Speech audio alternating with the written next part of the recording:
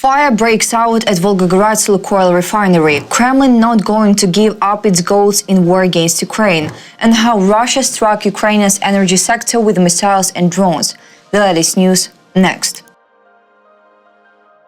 On January 15th, a large fire broke out at an oil refinery in Volgograd, Russia, owned by Lukoil, the media resource Astra reports. At around 4 a.m. local time, a fire erupted at the Lukoil oil refinery in the Krasnoarmeysk city district of Volgograd. Local residents reported hearing an explosion. Emergency services confirmed to Russian media that a fire occurred at the refinery. However, Russian authorities claimed that the fire was caused by internal issues at the facility, not external interference. The fire started at unit number 18 and 2 heat exchangers. The fire has now been extinguished. There were no casualties as a result of the incident. The exact cause of the fire is being investigated. Still, it is already known that it was due to an internal malfunction and not related to any external influence. As reported earlier, at the end of 2024, the Lukoil refinery in the Volgograd region likely came under attack. At that time, Russian authorities claimed that air defense systems allegedly shot down 3 drones in the Volgograd region. The regional governor stated that UAV's debris fell on the territory of an industrial facility in the Kotovsky district, where the production unit of Lukoil Volgograd Nefteprerabotka is located.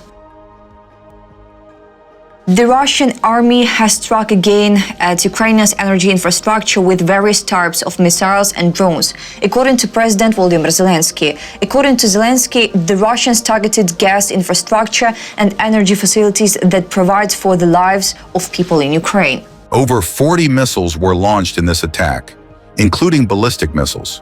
At least 30 were destroyed. Additionally, more than 70 Russian attack drones were launched overnight. Thanks to our air defense forces and all involved units, we've managed to maintain the functionality of our energy system. Zelensky noted that Ukraine constantly needs to strengthen the existing capabilities of its air shield. After all, partners at the NATO summit in Washington and in the Ramstein format made promises that have not yet been fully realized. We've also discussed licenses for the production of air defense systems and missiles for them, which could serve as one of the effective security guarantees for Ukraine. This is both realistic and necessary to implement. Critical infrastructure facilities have been hit in 2 districts of the Lviv region as a result of a massive Russian missile attack. Reported by Maxim Kozitsky, head of Lviv Region Military Administration, on Telegram, Svetlana Anishuk, head of Ivano-Frankivsk Region Military Administration, on Telegram. While an air raid warning was in effect in the morning from 0612 to 0812, the enemy attacked Lviv Oblast with cruise missiles. 2 critical infrastructure facilities in the Drohobych and Stry districts were hit. Fortunately, there were no casualties, but there was damage. About details, Kozitsky did not say what exactly the Russians hit. At the same time, he emphasized that the region's life support systems were operating normally and that there would be no power outages. Svetlana Onishuk, head of Ivano-Frankivsk Region Military Administration, also reported an attack on her area of responsibility. In the Carpathian region, the Russians targeted critical infrastructure facilities. Air defense forces were operating in the region. Fortunately, there were no casualties. Relevant services are working at the scene.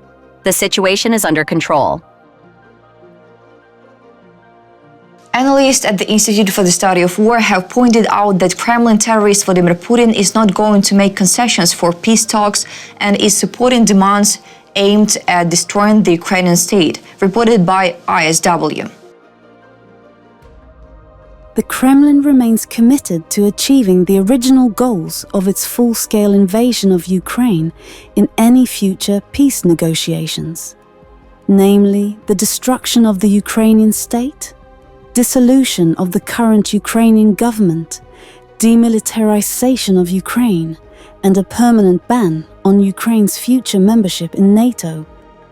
About details, Kremlin advisor and former Security Council Secretary Nikolai Patrushev has rejected any suggestion that Russia might consider handing back occupied territories to Ukraine during future negotiations. In an interview with the Russian daily Komsomolskaya Pravda published on the 14th of January, Patrushev declared that the idea was not even up for discussion. Patrushev falsely claimed that the sham referendums conducted in the occupied territories of Ukraine in September 2022 legitimized Russia's claims to Donetsk, Luhansk, Zaporizhia and Kherson regions. He also suggested that international recognition of Russia's illegal occupation and annexation of these four regions, as well as Crimea, was a non-negotiable precondition for any peace agreement. Patrushev reaffirmed that Russia's objectives in Ukraine remain unchanged and that the Kremlin is committed to achieving all the goals Russian leader terrorist Vladimir Putin stated to justify the full-scale invasion.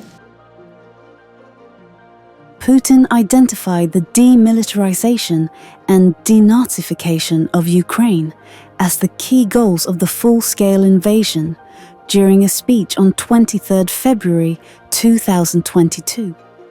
And these goals amount to the destruction of Ukraine's ability to defend itself and replacement of the legitimate Ukrainian government with a pro-Russian puppet government.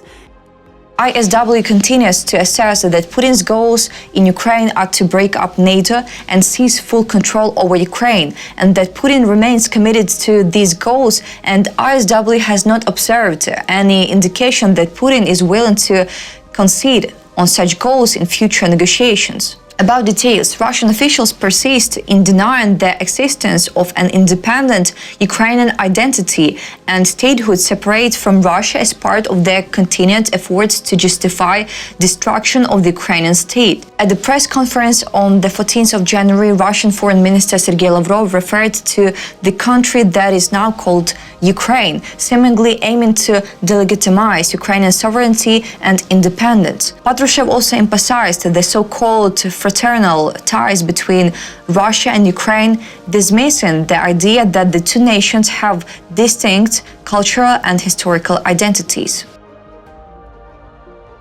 The Kremlin's ongoing information operation, attempting to portray Russians and Ukrainians as one unified nation and culturally and historically homogeneous, is one of its most significant information operations aimed at undermining Western support for Ukraine.